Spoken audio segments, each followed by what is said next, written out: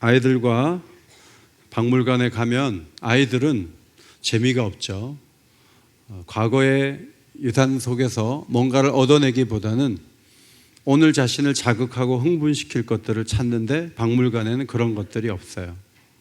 그러나 어른들은 지나간 시간들 속에서 만들어진 물품을 보고 기록을 보고 오늘 우리에게 도움이 될 것들을 찾고 의미들을 되새기는 유익한 시간을 갖는다는 점에서 아이들은 아이들이고 어른들은 어른들이에요.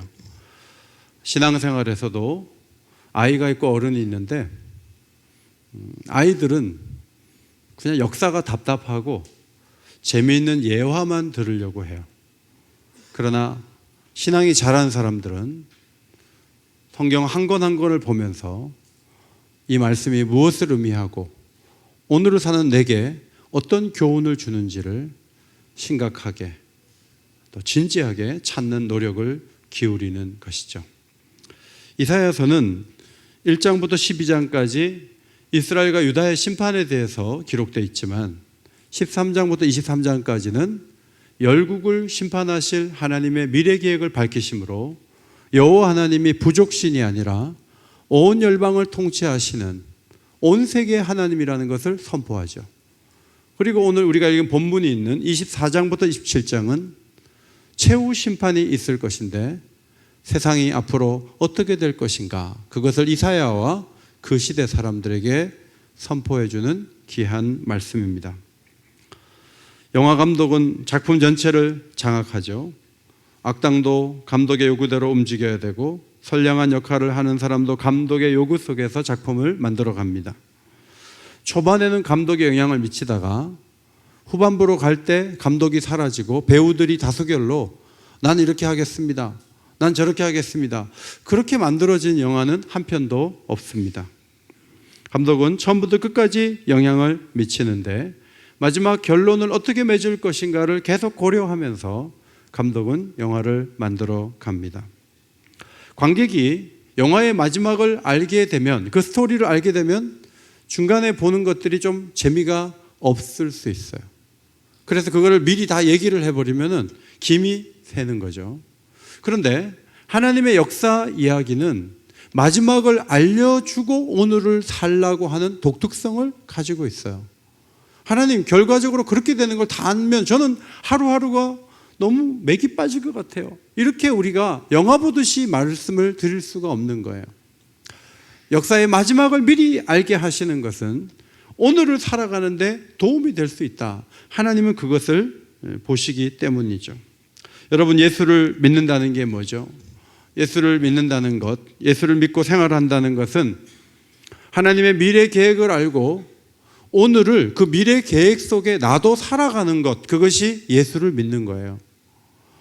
하나님의 계획이 어떻게 하든지 나는 내 계획대로 사는데 하나님 나를 무조건 도와주면 돼요. 지난주에 말씀드린 대로 람세스 4세처럼 그런 기도를 드리면서 이것도 도와주고 저것도 도와주고 중심에 내가 있는 것이 아니라 하나님의 계획에 맞게 내 시간을 조정하고 내 삶의 비중을 조절하고 내가 살아가는 것, 이것이 예수를 믿는 거죠.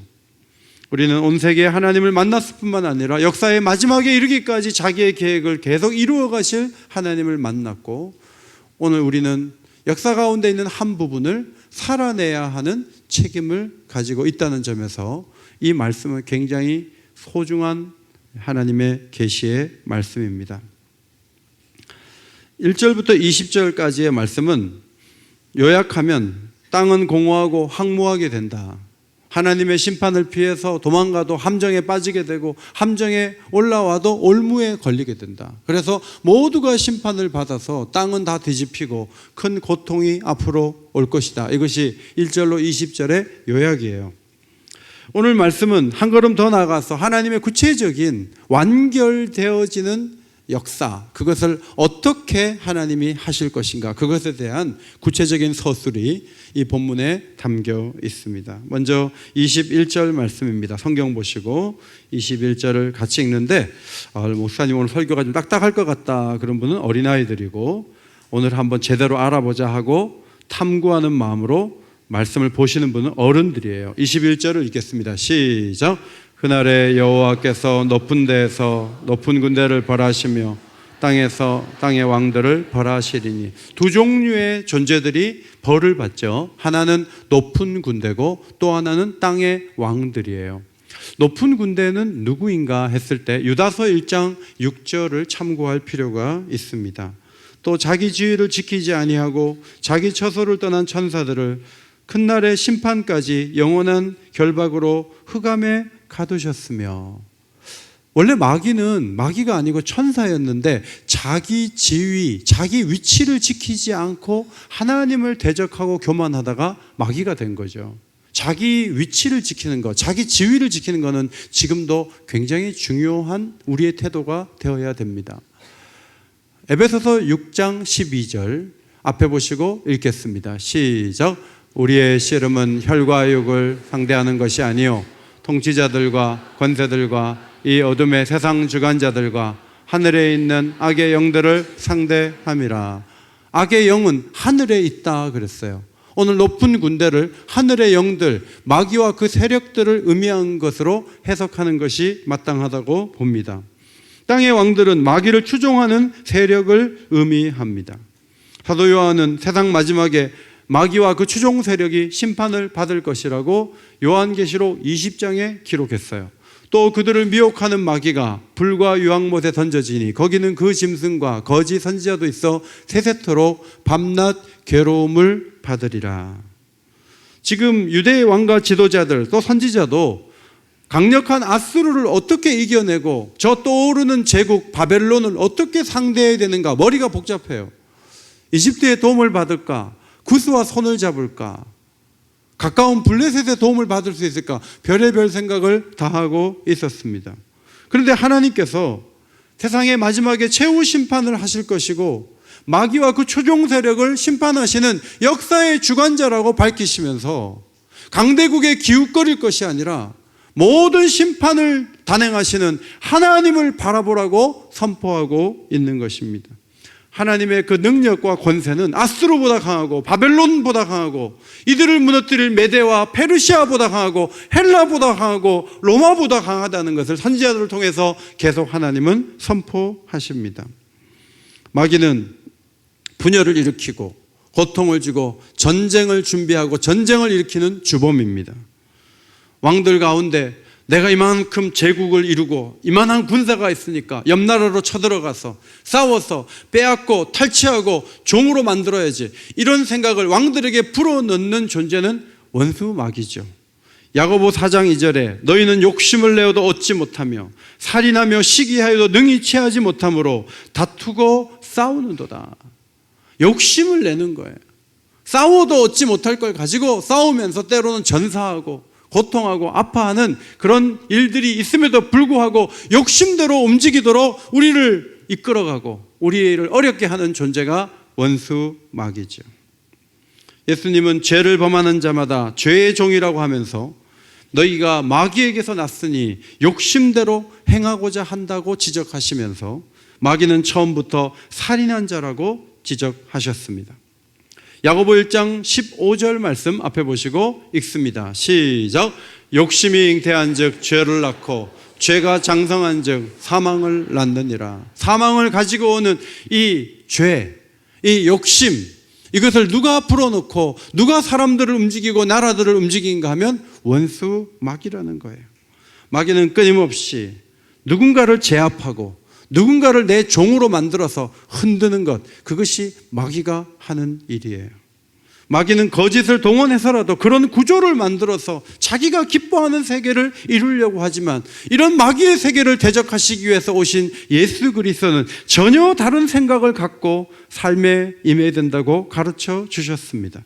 마태복음 20장 25절 이방의 집권자들이 그들을 임의로 주관하고 그 고관들이 그들에게 권세를 부리는 줄을 너희가 알거니와. 여러분, 권세를 부리는 것은 이거는 세상에서 하는 일이에요. 너희는 그렇지 않아야 한다.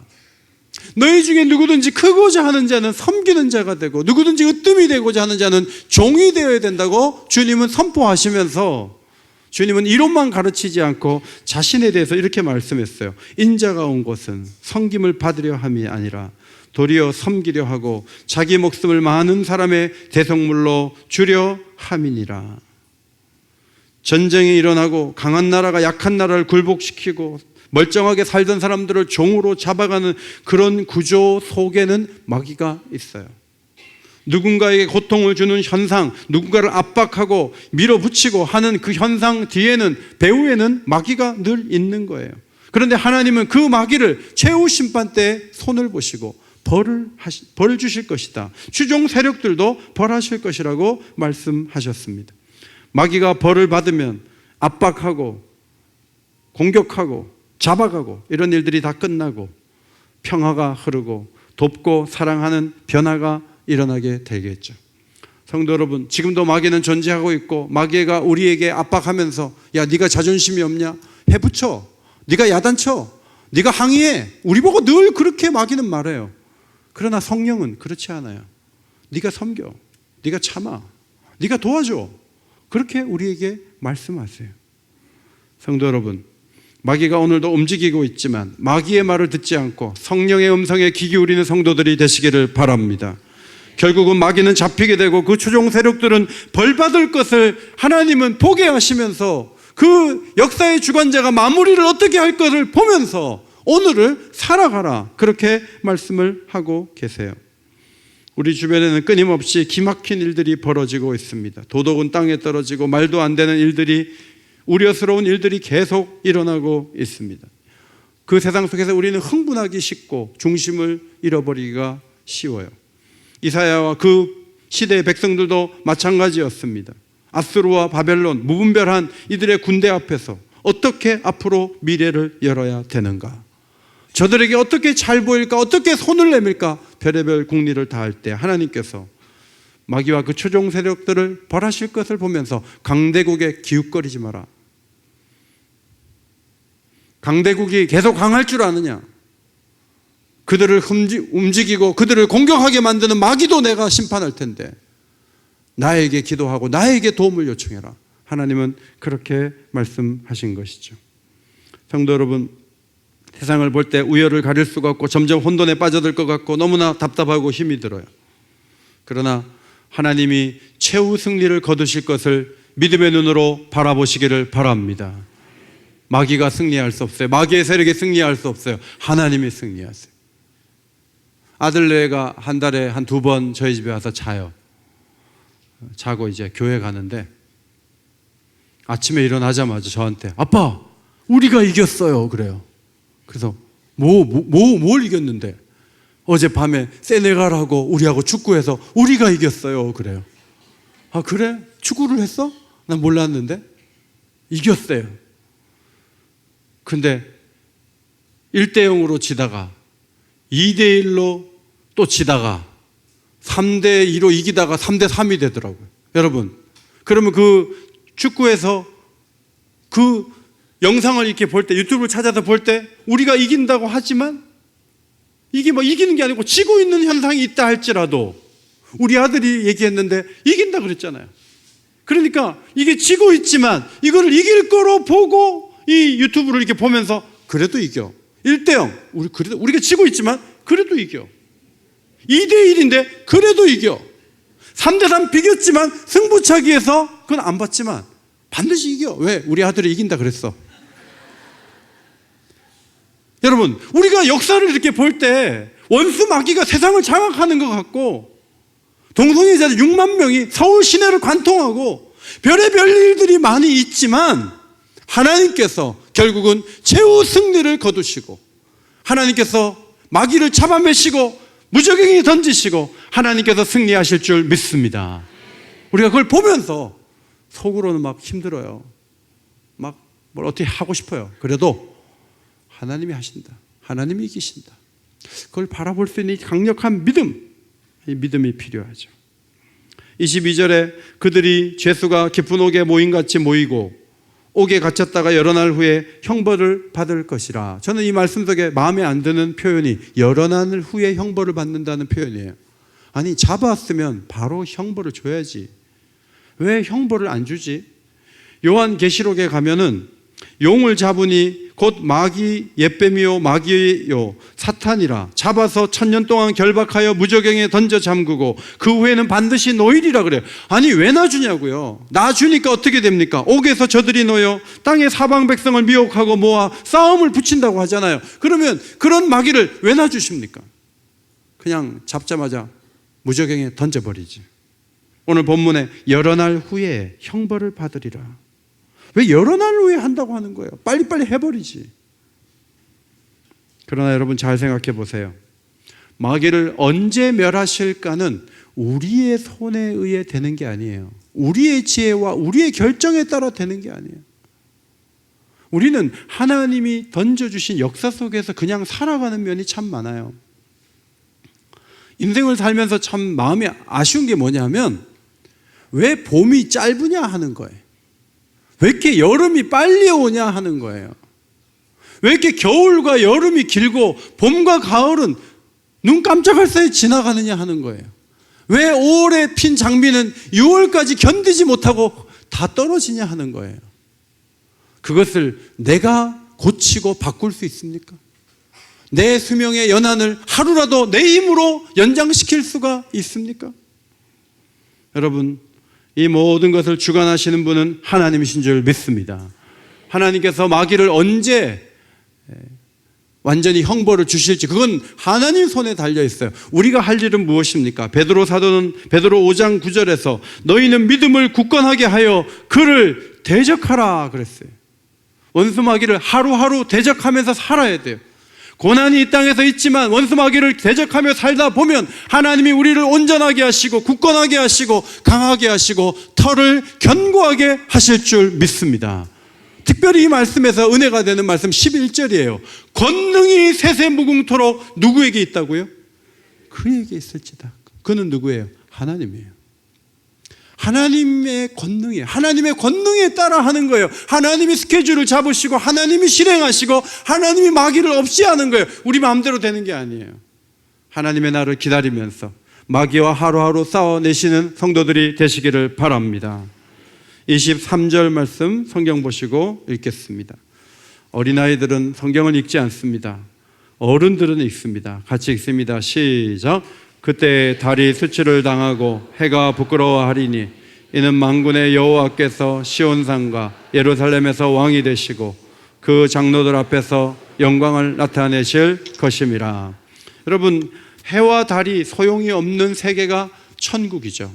요한계시록 21장 23절 그 성은 해나 달의 비침이 쓸데없으니 이는 하나님의 영광이 비치고 어린 양이 그 등불이 되심이라.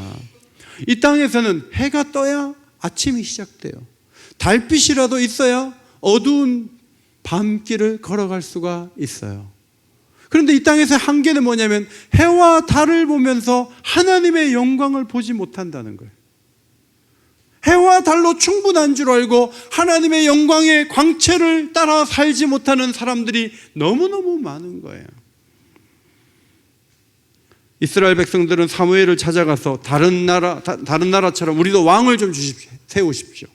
그때 하나님이 너를 버린 게 아니고 나를 버렸다. 내가 왕인데 나를 왕으로 생각하지 않는 거야 라고 말씀하셨죠.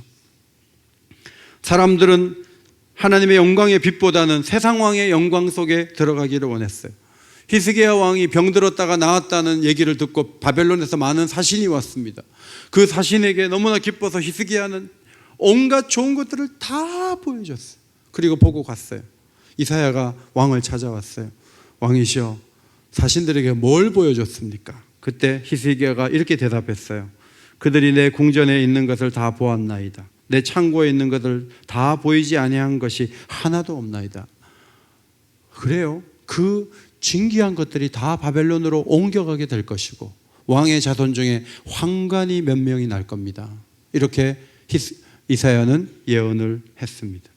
왕은 단지 바벨론을 신뢰하고 바벨론과 가까이 하고 바벨론의 도움을 받아서 어떤 어려움을 이겨내려고 최선을 다했던 거예요. 그거는 외교적인 노력이었어요. 그런데 그것이 왜 죄가 되는가 하면 하나님의 영광의 빛 가운데 해결하려고 하지 않았고 인간적인 노력만을 최선을 다해서 했기 때문에 하나님은 그 일로 인해서 더 상심하게 된 것이죠.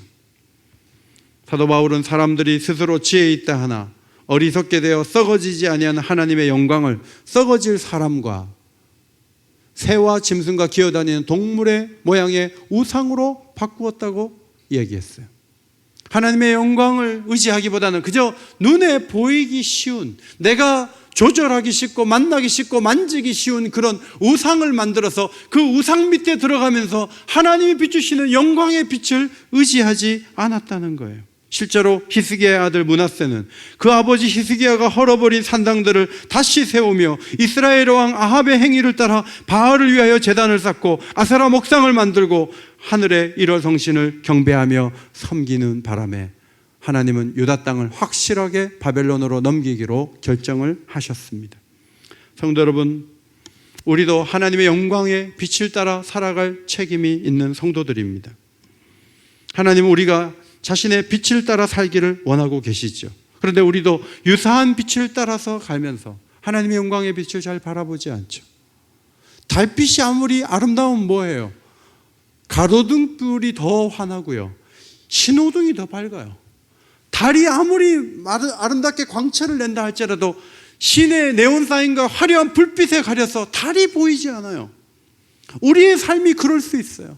하나님의 영광의 빛을 보고 즐거워하고 그 빛을 따라서 사는 것을 기쁨으로 여기기보다는 온갖 일에 바쁘고 온갖 일에 분주하고 시간을 뺏기고 마음을 뺏겨서 하나님의 광채가 내 마음속에 들어올 수 있는 기회들을 막아버려요.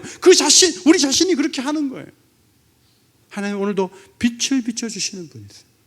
그 빛을 따라가기를 소원합니다. 그 빛을 의지하고 그 빛 안에서 걸어가야 돼요. 그럼 그 빛이 무엇입니까? 시편 119편 105절 말씀 앞에 보시고 같이 읽습니다. 시작. 주의 말씀은 내 발의 등이요 내 곁에 빛이니이다. 여러분, 주의 말씀은 내 발의 등이요 내 길의 빛이라고 했습니다. 말씀은 어두운 세상에서 길을 비춰줘서 등의 역할을 하면서 우리가 걸려 넘어질 것들을 보게 하시고 우리가 가야 될 길을 보게 하는 것이 하나님의 말씀이라는 거예요. 날마다 묵상하지 않고 날마다 성경을 읽지 않고 날마다 말씀의 빛 가운데 들어가지 아니하면 내 좁은 판단과 내 이익에 따라 움직이는 이 계산이 빠른 이 머리로 우리는 모든 것들을 판단해요. 그래서 실패하는 길을 부지런히 가게 되는 거예요. 하나님의 말씀의 빛을 따라갈 수 있는 지혜로운 성도들이 되시기를 바랍니다. 시편 27편 1절에 여호와여 주는 나의 빛이요 나의 구원이시니 내가 누구를 두려워하리요. 여호와는 내 생명의 능력이시니 내가 누구를 무서워하리요. 하나님 자신이 빛이 되신다는 거예요. 그 빛 대신 하나님이 나와 동행하세요. 그러므로 하나님과 동행하기 때문에 다윗이 골리앗을 상대할 수 있었던 것이죠. 여러분, 무엇이 무섭습니까? 무엇이 두렵습니까? 빛된 하나님과 동행하시기를 바랍니다. 하나님이 내 삶을 비춰주세요. 나와 함께 하세요. 나도 내 인생의 후반부에 이런 고통을 당하면 어떡하지? 별 걱정 다 해요. 여러분 걱정하지 마세요. 하나님께서 비춰주시는 빛을 따라서 하루하루 걸어가게 될 때 우리의 삶을 안전하게 하시고 은혜롭게 하시고 풍성하게 이끌어 주실 줄 믿습니다. 주님을 바라보며 두려움을 이겨야 돼요. 우리 성도들 가운데는 미리 걱정을 끌어와가지고 이것도 걱정이고 저것도 걱정이고 어떻게 하죠? 저한테 물어봐요. 나도 몰라요. 제가 그걸 어떻게 알아요? 말씀드릴 수 있는 것은 하나님을 빛을 삼아서 가야 된다는 거예요. 하나님을 의지해서 가야 한다는 거예요. 불완전하지만 하나님의 광채 아래 살아가는 훈련을 하시고 담대함을 키우고 용기 있게 걸어가는 주의 백성들이 되시기를 바랍니다. 25장 1절을 성경 보시고 다시 읽겠습니다. 시작. 여호와여 주는 나의 하나님이시라. 내가 주를 높이고 주의 이름을 찬송하오리니 주는 기사를 옛적에 정하신 뜻대로 성실함과 진실함으로 행하셨습니다. 여호와여 주는 나의 하나님이시라. 내가 주를 높이고 찬송하오리니. 갑자기 찬송하고 싶은 생각이 솟아나요. 이 찬양이 터져나온 배경이 뭐죠? 하나님이 심판하신다는 거예요. 하나님이 악을 멸하신다는 거예요. 그 역사의 마지막을 이렇게 끝내신다고 하는구나. 내가 하나님을 찬송해야 되겠다. 뭔가 불의하고 뭔가 해결이 안 되고 뭔가 어둡고 힘겨운 이 세상살이가 마지막에는 이렇게 정리를 하시는 분이 있기 때문에 내가 하나님을 높여야 되겠구나. 그냥 개인적인 구원 때문에만 찬송하는 것이 아니라 역사의 주관자이신 하나님을 만나면서 너무나 감사하는 마음으로 찬송하고 싶어 했던 이사야의 마음을 우리는 읽을 수가 있습니다. 이사야는 하나님의 심판이 그분의 공의를 세우는 것이고 하나님의 언약이 이루어지는 또 하나의 특징으로 이해했던 것이죠.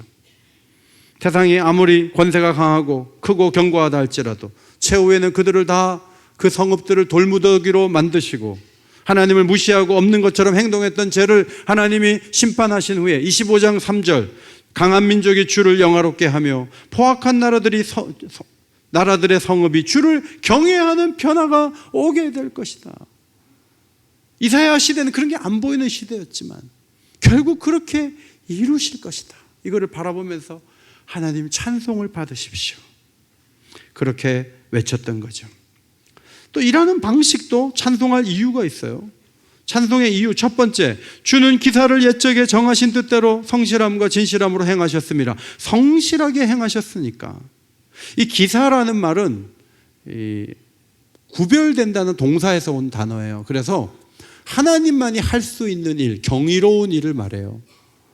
옛적에 정하신 뜻대로는 계획하신 대로 성실하게 행한다는 거예요. 하나님은 성실하게 행하신다. 따라합시다. 하나님은 성실함으로 행하십니다.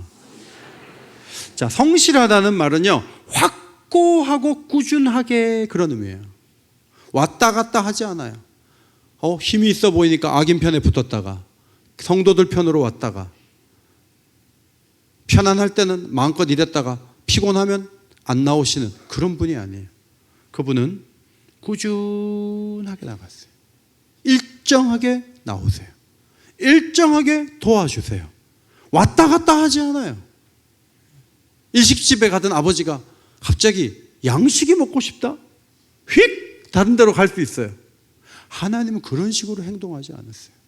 하나님은 자신의 역사를 운영하실 때 꾸준하게 변함없이 확고하게 움직이는 하나님이신 줄 믿습니다.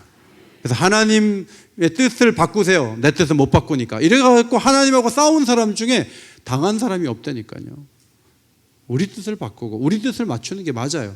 하나님은 꾸준하시고 성실하시고 확고하신 분이니까.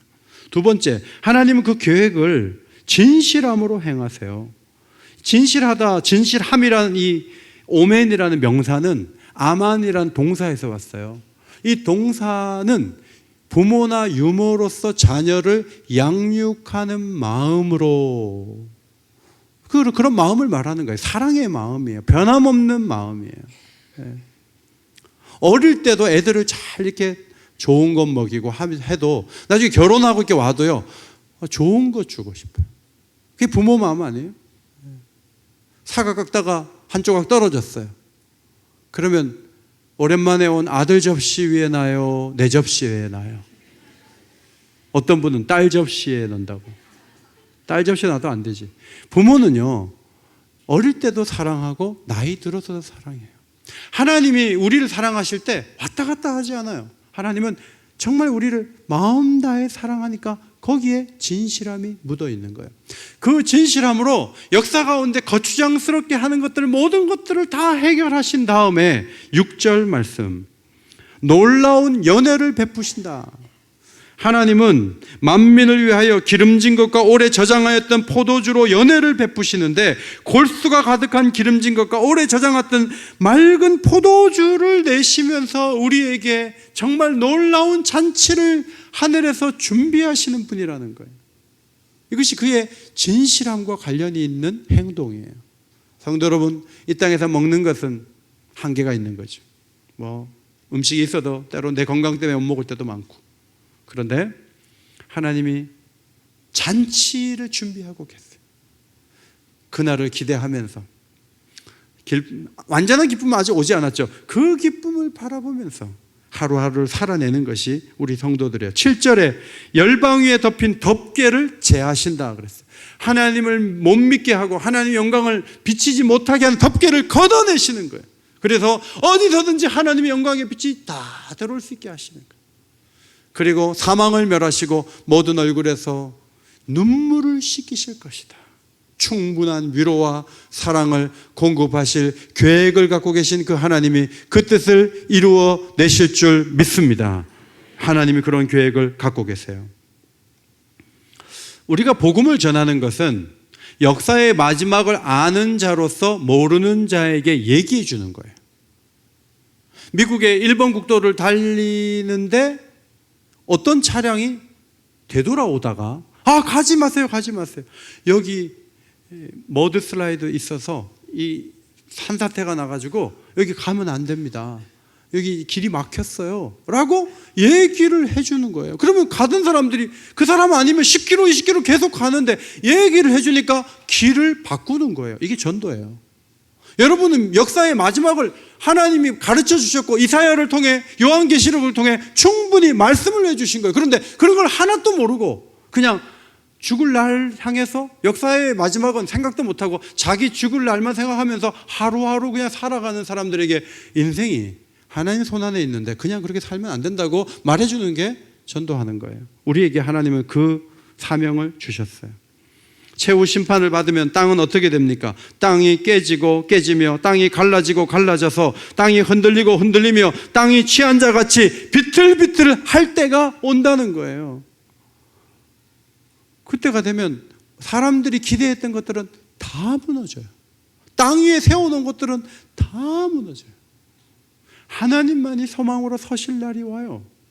그날을 우리는 믿고 그날을 바라보고 사는 사람들이에요. 그거 없이 사는 사람들에게 땅이 비틀거리고 땅이 무너질 날이 옵니다.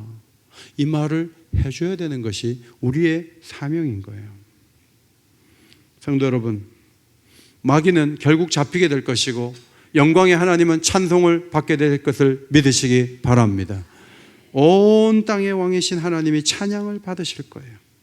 왕이신 나의 하나님, 내가 주를 높이고 영원히 주의 이름을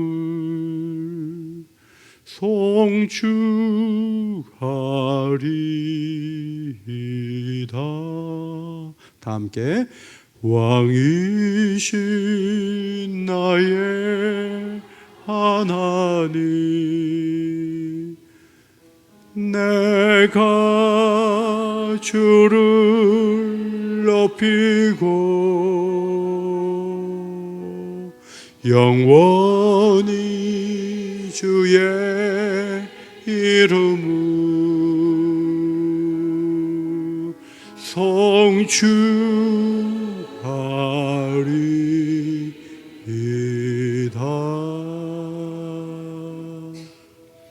저희 아파트 라인에 30집이 살아요. 그 가운데 교회가 붙여져 있는 집이 2집이에요. 대부분은 신앙생활을 안 해요. 근데 다들 잘 살아서 부러울 것이 없이 사는 것 같이 보여요.